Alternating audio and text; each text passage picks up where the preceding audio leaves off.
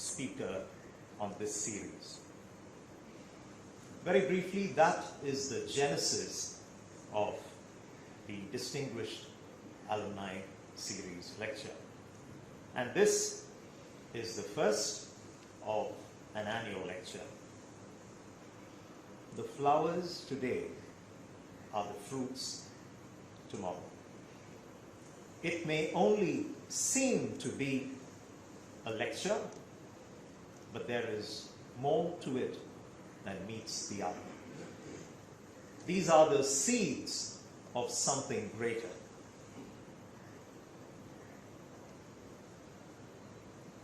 It holds within this lecture the vision of what the college has been, of what the college has created, and a vision of what the college is capable of doing.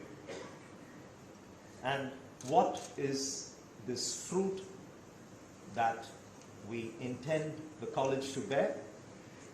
That is a question each one of us will have to answer for ourselves and take the vision of the college forward.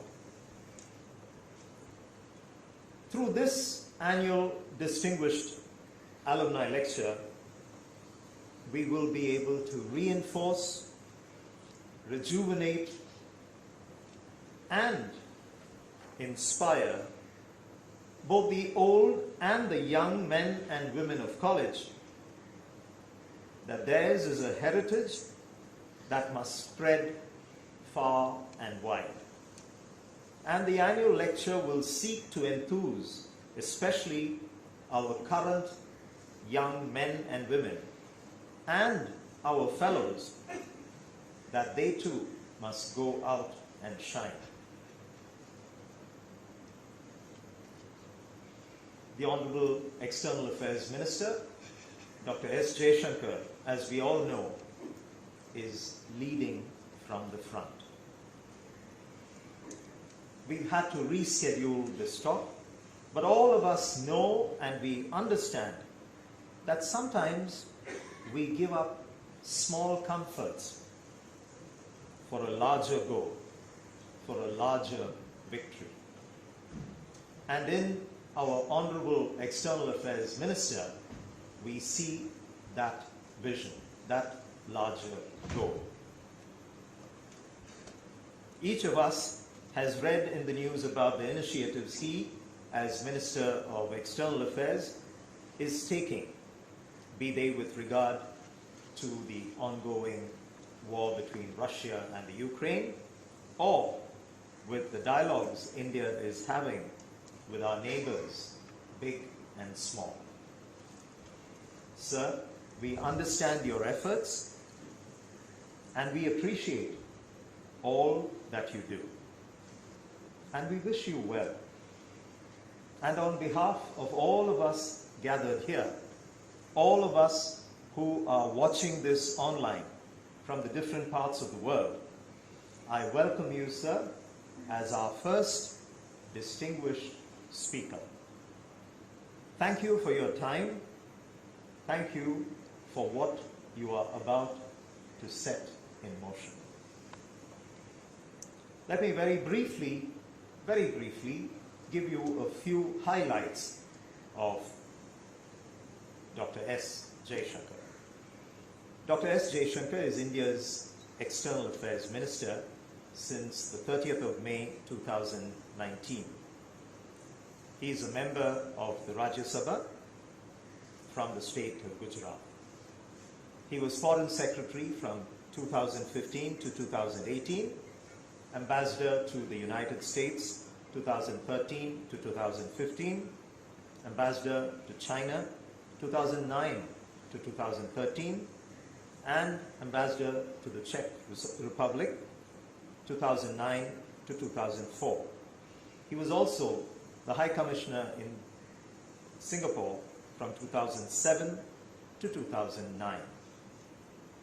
He has also served in other diplomatic assignments in embassies in Moscow, Colombo, Budapest, and Tokyo, as well as in the Ministry of External Affairs and in the President's Secretariat. He was also President, Global Corporate Affairs at Tata Sons Private Limited from May 2018. This is something all of us are going to smile at. Dr. S. Jaishankar is a graduate of St. Stephen's College. He had his master's in political science and an MPhil and a PhD in international relations from the Jawaharlal Nehru University. He is a recipient of the Padma Shri Award in 2019 and has written his widely acclaimed and best-selling book, The India Way, Strategies for an Uncertain World, published in 2020. With those few words, let me, on behalf of all of us here, welcome our distinguished speaker.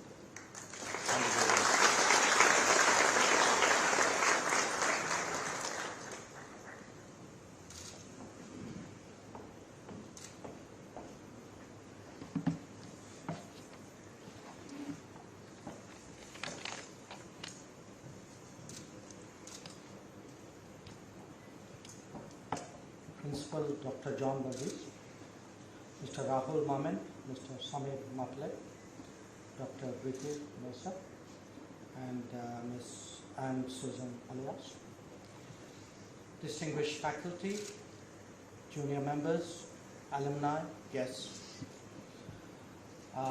Let me begin by emphasizing what a great pleasure it is to be back at college. And it is a great honor to be invited to deliver the first MRF Distinguished Alumni Annual Lecture. I've always thought of myself as a chowkidar, but I'm delighted to know that others can see me as a nightingale, so that's my big takeaway for today. So thank you. Now, this venerable institution has left its imprint in many ways on the making of modern India.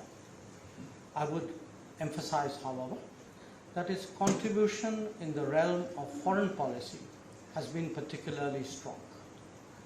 Scores of foreign service officers have passed through its gates over the decades, and currently both the External Affairs Minister and the Foreign Secretary have had the privilege of studying here.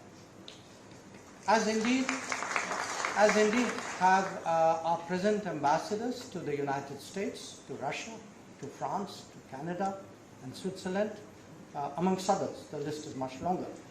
And in fact, if you think about it, our alumni includes 3 foreign ministers, a Minister of State, a National Security Advisor, and numerous distinguished foreign secretaries and ambassadors, and may they keep growing.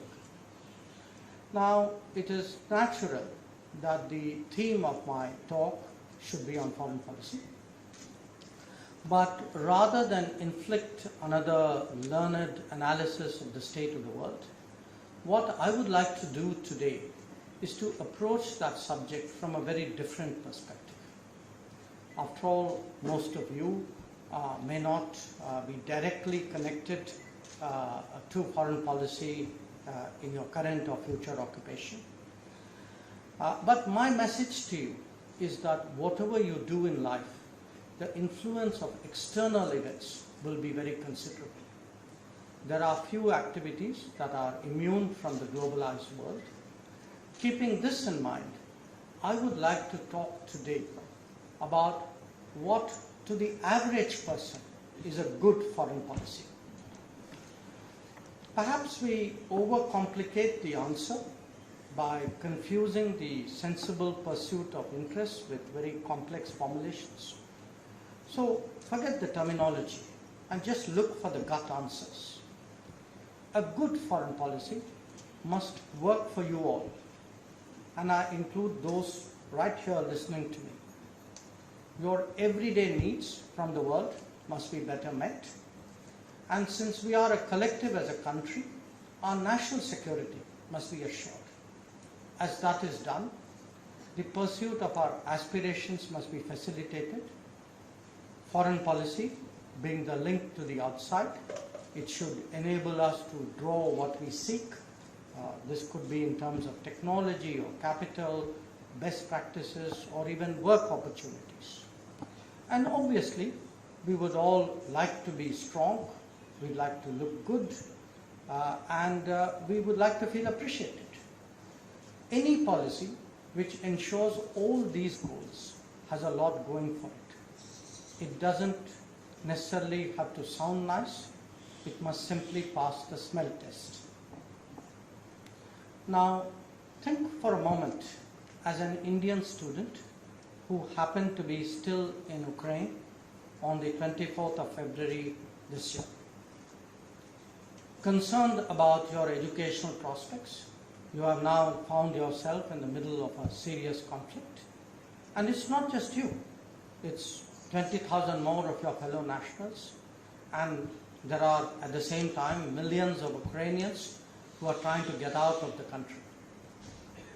Internal travel is itself dangerous and complicated.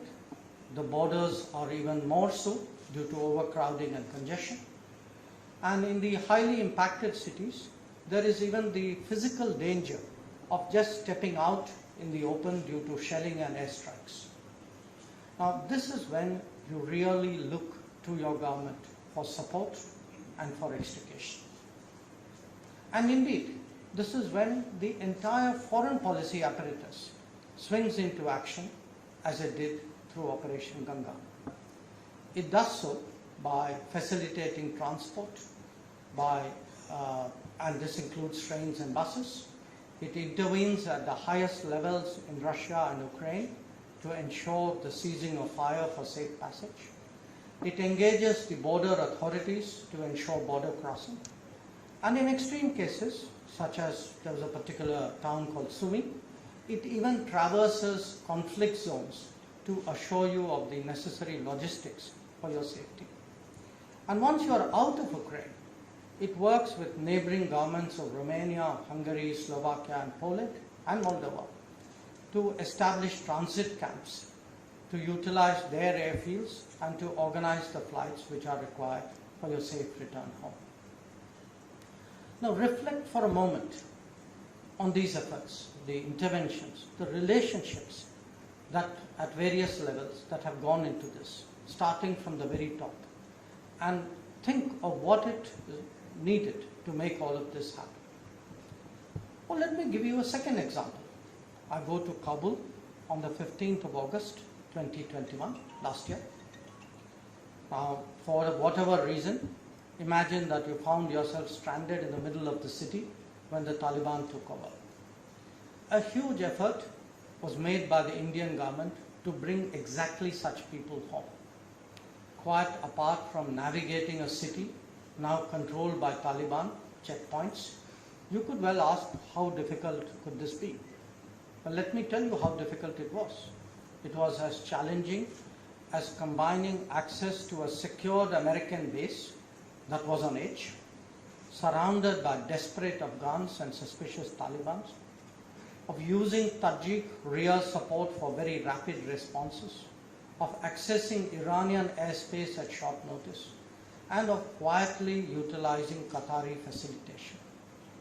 Now, there were some of our nationals who were beneficiaries of seats in flights run by the US, France, UK, or the Emiratis, and all these were very delicately negotiated.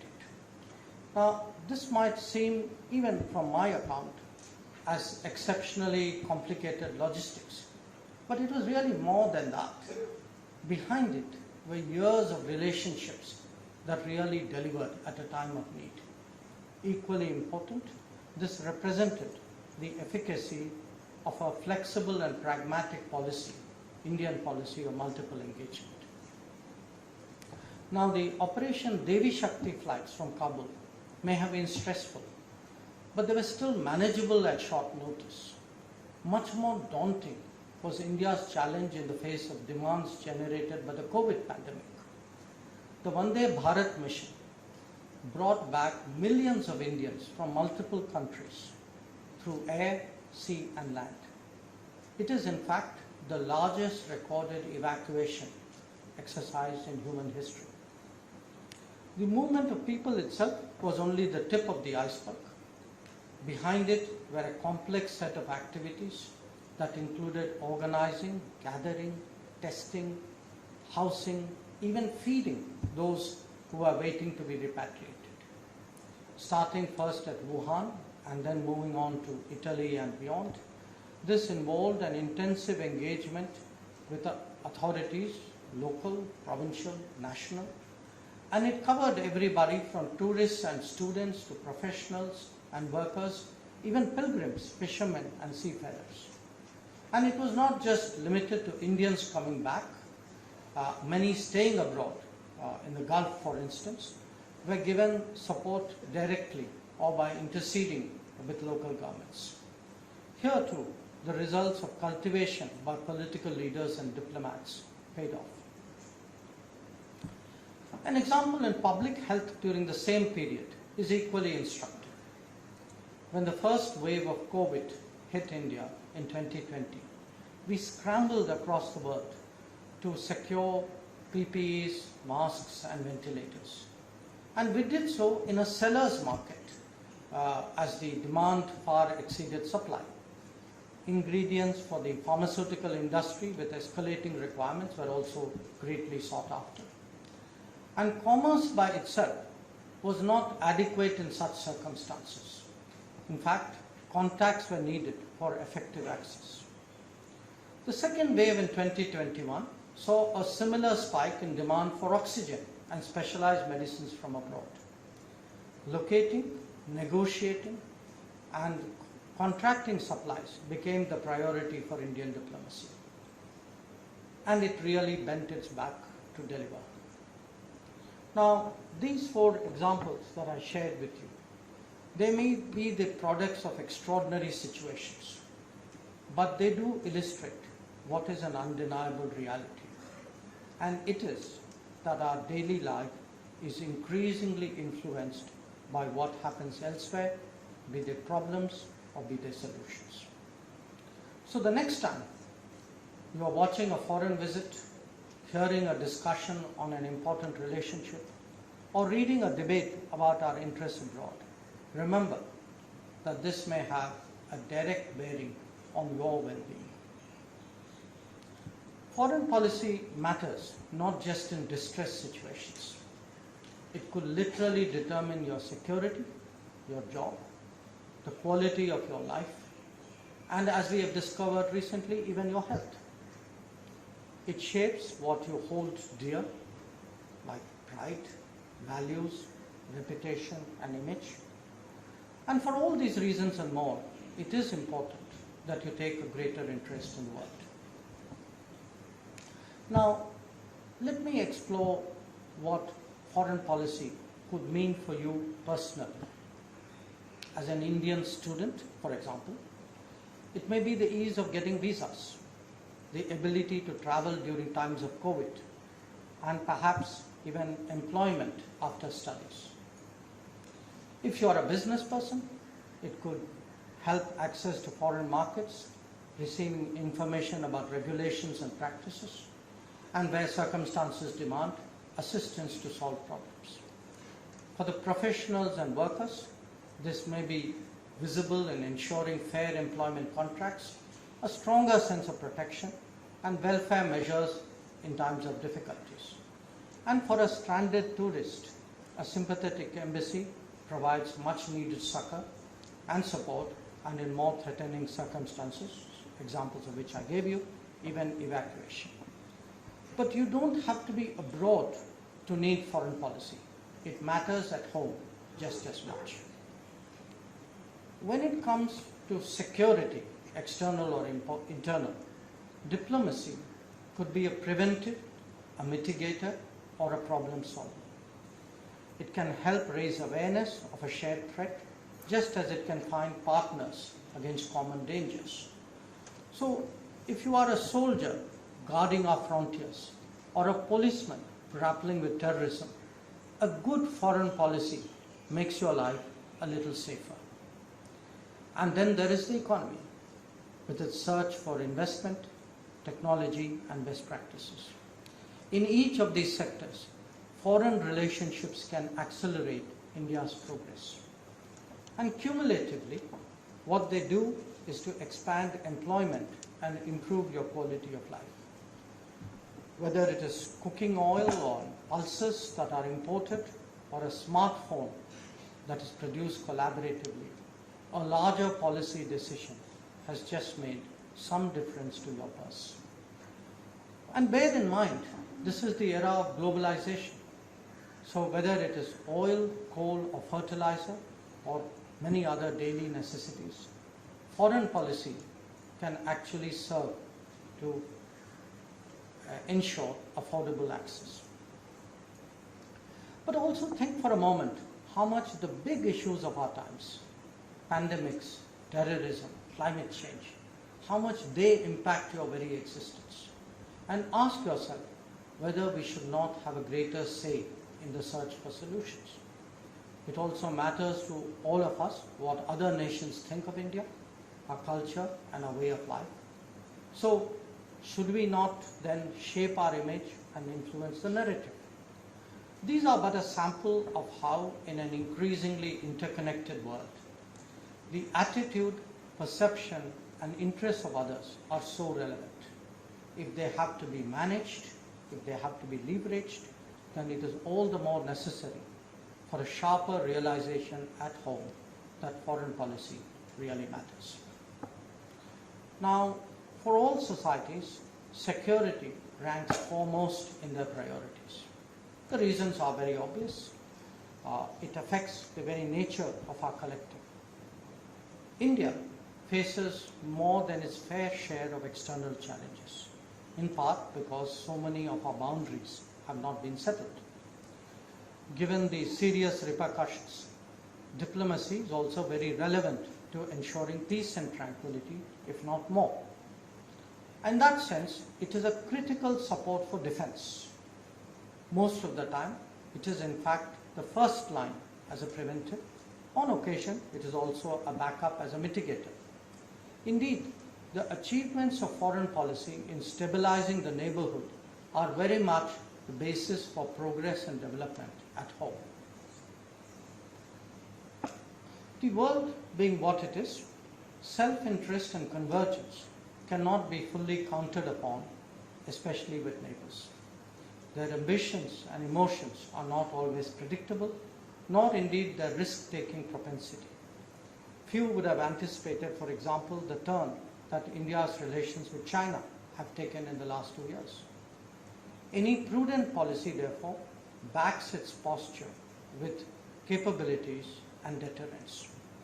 A big responsibility of Indian diplomacy, therefore, is to create the widest set of options for such contingencies. This could mean acquisition of defense capabilities and other supportive measures, or securing the understanding for our policies and actions from the international community. And for that matter, in managing or resolving more fraud situations. So let us look at how all of that has worked in the last few years.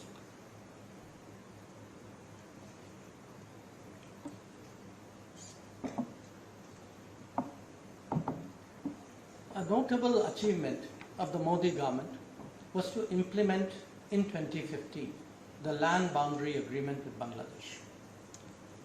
In conjunction with the resolution of maritime differences, this has had a positive impact on the security situation in the East.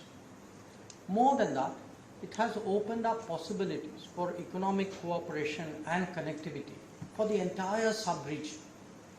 The beneficiaries are not just India-Bangladesh trade and travel, and that involving even Nepal and Bhutan, but also the northeastern states of India. A very different challenge is being faced on our western boundary vis-à-vis Pakistan. On that front, the initial goal of diplomacy was to expose and delegitimize Pakistan's cross-border terrorism. When counter-actions were required, such as in Uri in 2016 and Balakot in 2019, effective diplomacy ensured global understanding of India's actions. Where China was concerned, the diplomatic interactions that are going on in parallel to the military standoff since May 2020 illustrate that foreign and defense policies are really joined at the hip. Here too, the value of global support and understanding is self-evident. The leveraging of a multipolar world has been particularly visible in terms of weapons and technologies needed by our defense forces. That a Rafale aircraft acquisition from France can take place at the same time as that of an MH-60R helicopter or a P-8 aircraft from the United States, the S-400 missile system from Russia, or the spice bombs from Israel, speak volumes of our nimbleness. These are typically accompanied by military exercises and policy exchanges that bring about greater strategic comfort. In short, diplomacy supports, empowers, and facilitates the national security effort. Some of this happens on the domestic side as well, even if it is less obvious. Peace at home has often been troubled by insurgent groups operating in the neighborhood. Adept diplomacy, however, has effectively discouraged neighbors from providing shelter or support, with one notable exception, of course. Separatism and fundamentalism have also been propagated from destinations afar, just as violence is sometimes rationalized. The protections of free speech are misused, usually in the name of democratic rights. So when arguments and persuasion reach limits, other forms of displeasure sometimes need to be expressed. Our overall posture does radiate the message that India will no longer be a soft target, and diplomacy, in that sense, is not always a pleasant business. Now, since the quest for prosperity is a constant endeavor for all societies, it is also natural that policy making is devoted to this goal. The most obvious expression of that is promotion of trade and investments. Markets rarely work by themselves. In reality, in fact, everybody utilizes governmental encouragement and facilitation. Those with historical handicaps like us have an even stronger reason to do so. We are playing today catch up on industrialization, on technology acquisition, and on competitiveness.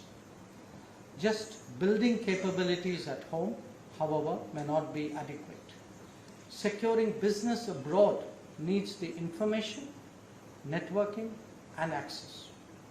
There is a virtuous circle at work here, whereby greater trade and economic activity strengthens skills, capabilities, and employment at home.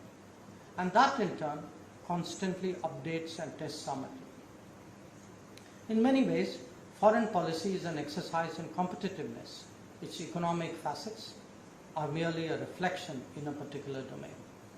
If we have just crossed an export record, which we have, by the way, this year, foreign policy too has made its contribution in that record. Increasingly, foreign policy facilitates the creation of new capacities at home. In Asia, all modernizing economies have single-mindedly focused their external interactions on obtaining capital, technology, and best practices from abroad.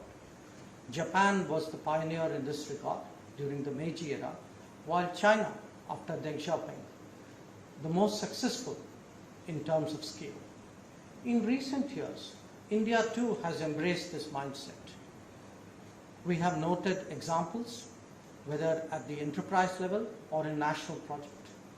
It may be information technology or auto manufacturing, food production or food processing, metros or bullet trains, space capabilities or nuclear energy.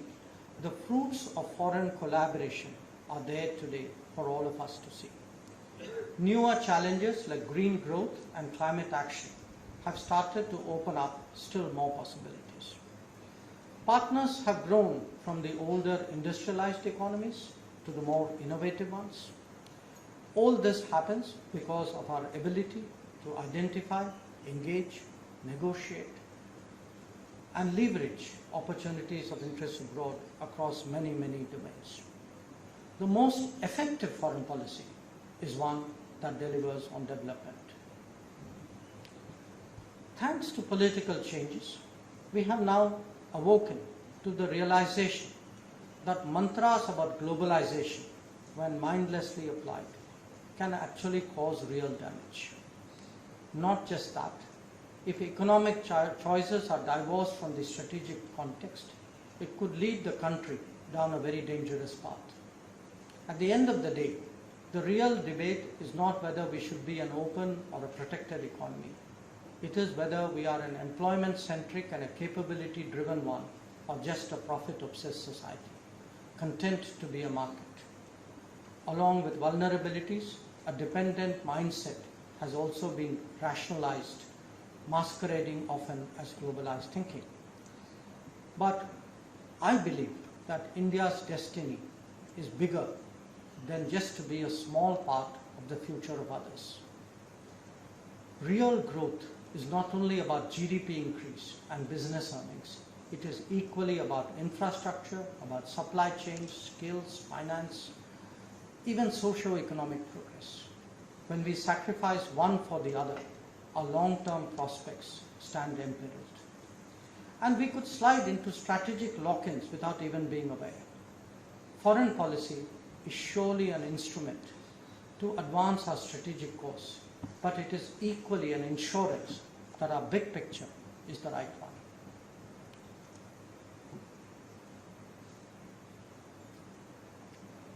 In an era of more interdependence and even interpenetration, it is also to be expected that all nations would seek to expand their zones of deep influence beyond their national boundaries.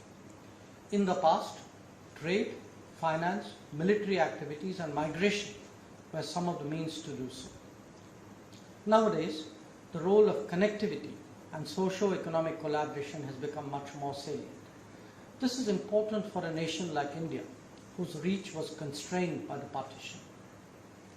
As we grow in different dimensions, strategic sense dictates that our prosperity serve as a larger lifting tide for the entire region.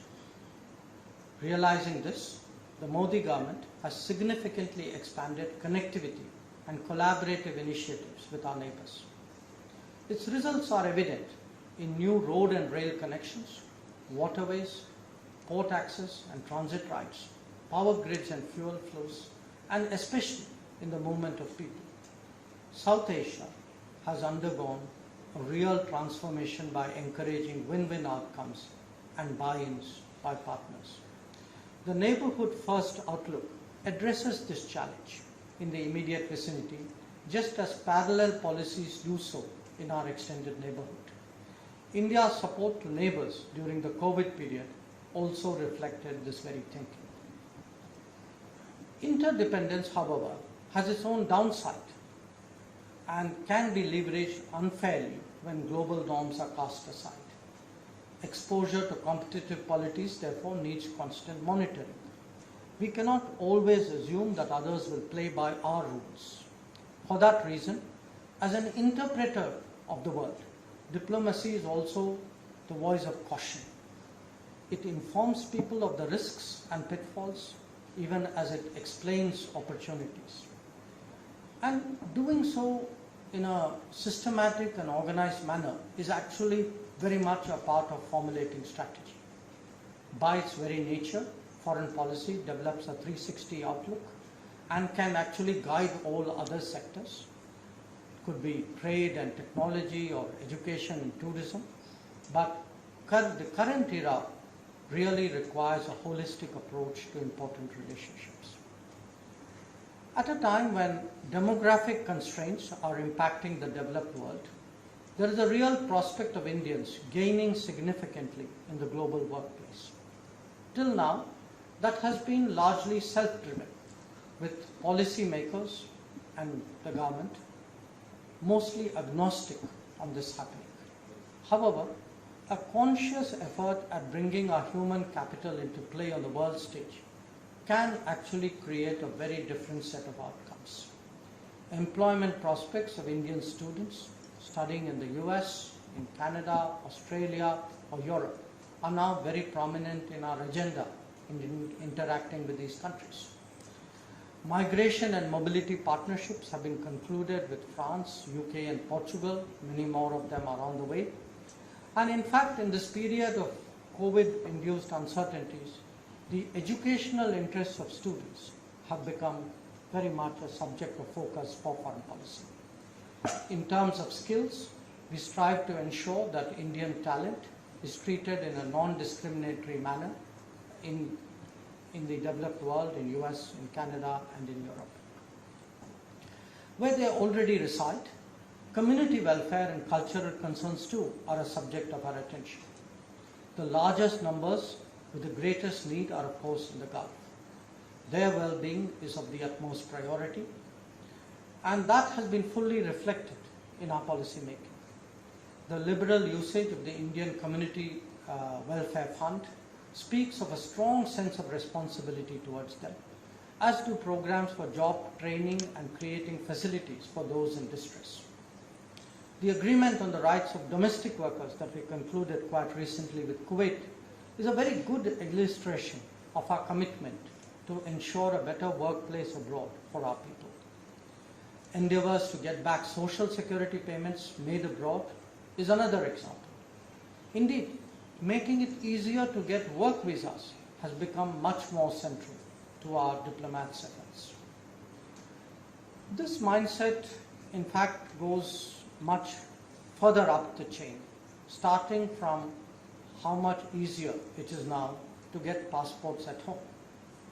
By expanding the issuance center fourfold and by simplifying the verification process, the ability to travel and therefore to work abroad, that has undergone a sea change. Today, new prospects are opening up for Indian skills as a result of negotiated agreements, be it with Russia, Europe, the Gulf or Japan. Foreign policy is helping to make the world much more accessible to the average Indian. And they set out much more confidently than before, knowing that we have their back in times of difficulty.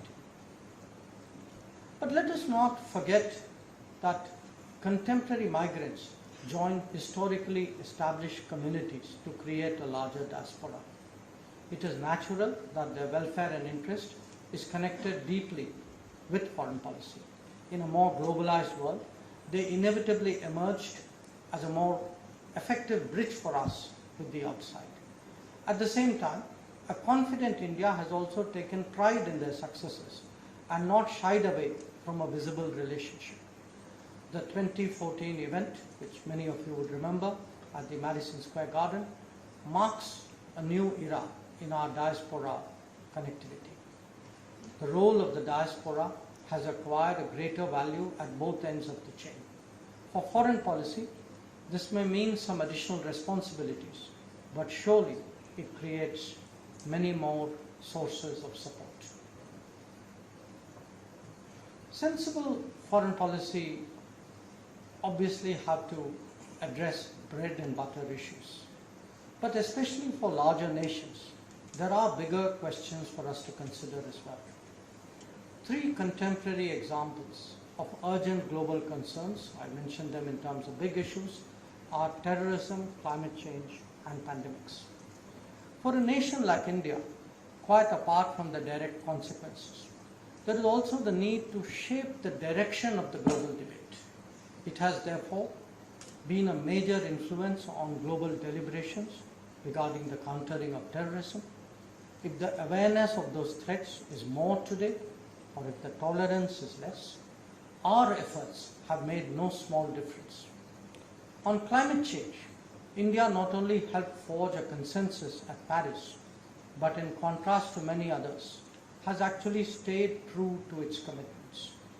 And at Glasgow, where I had the privilege of accompanying the Prime Minister, these were taken to a still higher level. The International Solar Alliance and the Coalition for Disaster Resilient Infrastructure are two notable examples of leadership in climate action. On pandemics, it's India's supply of medicines and vaccines and deployments of teams abroad spoke volumes of our internationalism. The vaccine Maitri has earned us great goodwill across geographies. The cumulative impact of 8 years of an ambitious yet practical foreign policy is now there for all of you to see. It is evident in our say in the big issues of our times, whether they are global challenges or strategic concerns. It is manifest too in the immediate neighborhood and the extended one. As India wins elections in international organizations and bodies, that testifies to a larger constituency of support. Appreciation of India's heritage, culture and tradition is broader, visible, and not least reflected in the global observance of the International Day of the Yoga. A more culturally assured India has also been more internationalist in its actions, affirming its own traditions rather than complying with a dichotomy put forward by others. The COVID experience reinforced the reputation that India has built up as a first responder in humanitarian situations in the Indo-Pacific. The coming generations must therefore appreciate that even as we are accorded greater respect, the world will have higher expectations of us. To appreciate the full extent of this change, the profound consequences of 2014 have to be understood. A different worldview propelled a comprehensive review of our foreign policy. There was a conscious effort towards a whole of the government approach and more effective budgeting to back that up. The oversight of initiatives and projects, it's called Pragati within the government, has become a regular occurrence. The 6 broad objectives that were spelled out to policymakers and implementers were very, very clear. 1, we must bring about a change of thinking in the world about us. 2, the partnerships we should create should be on more equal terms and with smaller countries more generous. 3, the global agenda and the big issues of our times should be shaped by India as much as possible. Counter-terrorism, climate action and black money were the immediate concerns, to which of course we later added counter-terrorism, maritime security, connectivity and pandemics. 4, foreign relationships should be actively explored and leveraged for domestic development and progress. 5, the very conceptualization of foreign policy should be more people-centric. It should look at the world as a global workplace, and I spoke at some length about that, not just as a marketplace. In parallel, there should be a greater focus on the Indian diaspora as an effective bridge. And 6, our culture, traditions and thoughts should percolate our own articulation as well as influence international debates and initiatives. Yoga and Ayurveda were obvious examples in this regard. In the years that have passed, the progress report of this transformation has actually been quite encouraging. The new energy in India's endeavours is evident, notably in Prime Minister Modi's own engagements. Some of India's neighbours had not bilaterally hosted an Indian Prime Minister for years on end. Even a proximate region like the Gulf, leave alone those much further off, had seen a want of high-level attention for decades. Smaller nations, whether they are in the Caribbean or the Pacific, had actually been completely neglected. And to be very honest with you, nations of Africa and Latin America had found their reach out to be inadequately reciprocated. Now all of this has changed. And you can see that in terms of visits, bilateral visits, in terms of collective summits, development partnerships, and in fact opening of more Indian embassies abroad. In our immediate region, the message of neighbourhood first began to resonate, in fact from the swearing-in ceremony in 2014. Its successor in 2019 further reinforced that impression. But this was not just symbolism. Discernible progress in projects and activities have also given it credibility. So what then of grand strategy, which is a concept which is so closely associated with international relations? What I have presented to you today are the building blocks, which are dissected in a manner that their impact on your lives are discernible. Do connect the dots and look at the picture that emerges. A stronger and more capable India, one that is truer to its roots and culture, is a key factor in the larger rebalancing that characterizes our contemporary world. At a time when there are many more power centers, our place in the multipolar order is clearly more assured. In an era that is more globalized, our talents, capabilities and contribution have a growing value for the rest of the world. As we mark 75 years of independence, Azadi Ka Amrit Mahotsav, there is good cause to be confident about our prospects. But to be so, it is equally important that all of you be fully aware of the opportunities and challenges that the world currently presents. And surely, we can be so once we appreciate how much foreign policy really matters. Thank you very much for your attention.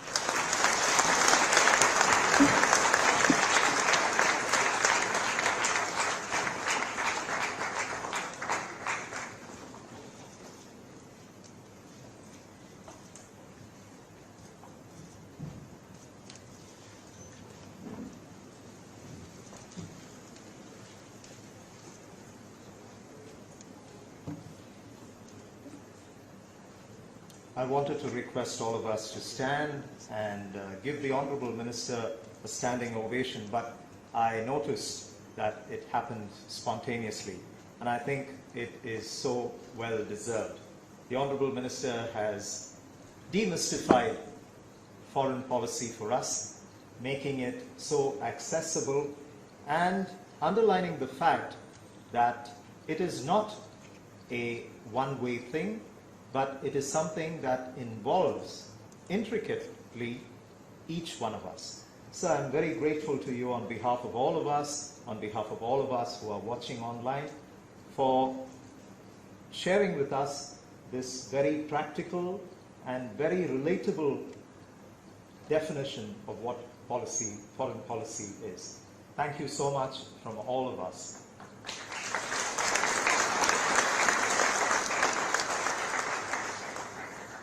May I now request our bursar, Dr. Gaite, and one of our donors, Mr. Rahul Maman, to please felicitate our Honourable Speaker in a traditional manner with a shawl.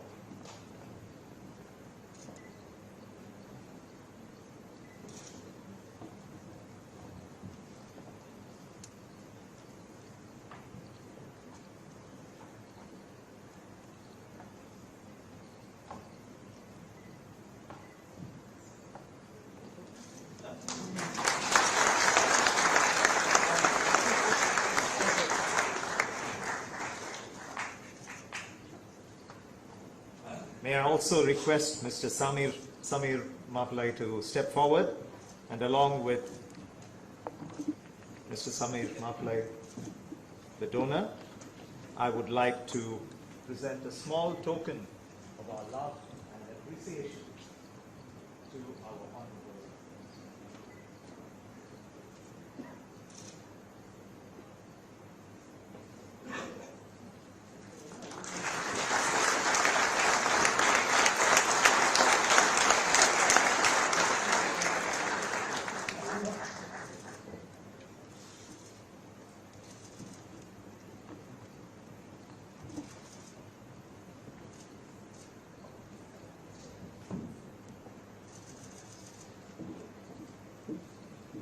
Now I request Mr. Rahul Maman to propose the vote of thanks.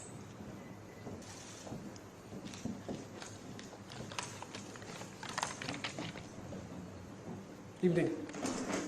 I consider it a great privilege to thank the Honorable External Affairs Minister Dr. Jaishankar on behalf of College and MRF.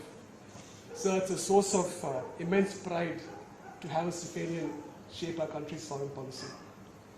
The global environment is so volatile today, and arguably even worse than it was during the Cold War. And all the nations are looking at India. Your lecture today has given us clarity on how foreign policy is impacting us as individuals, and how you are also building or using it to promote our nation's interest. Despite all that's happening around us, sir, you have taken the time to spend time with us here today, and that's testament to the love you have for college. Thank you very, very much, sir. I would like to thank three other people for making this event happen. The first, of course, is Anne. She's done a fantastic job coordinating everything. Despite all the last-minute changes, she has pulled it through. Great work, Anne. Second is my uncle, Mr. Philip Matthew. He unfortunately cannot be here today, but he serves as the president of the Alumni Association. And for those who know him will agree when I say that his love for college is unparalleled. And he's always encouraged us to do what we can to help college. Then finally we have Professor Varghese, the principal. It's been a privilege to work with him. I've never met a more calm and patient man in my life before. So the college is very fortunate to have you as a principal. It was Professor Varghese who conceptualized the idea of the Alumni lecture.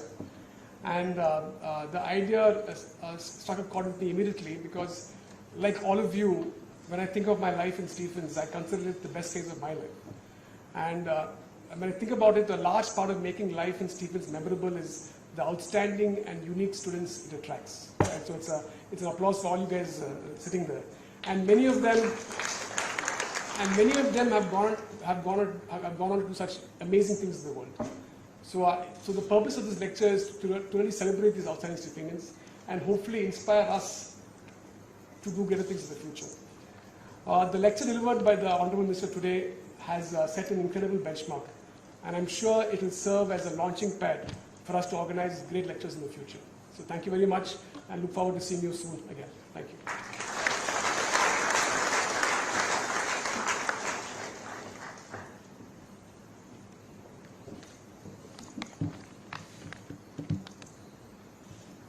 So that brings us to the end of the first St. Stephen's MRF Distinguished Alumni Annual Lecture. Thank you again. And may I request all of us to rise as the distinguished guest leaves the college hall. Please note that subsequent to this, high tea has been arranged in Alternate Court. We invite you to please join us there.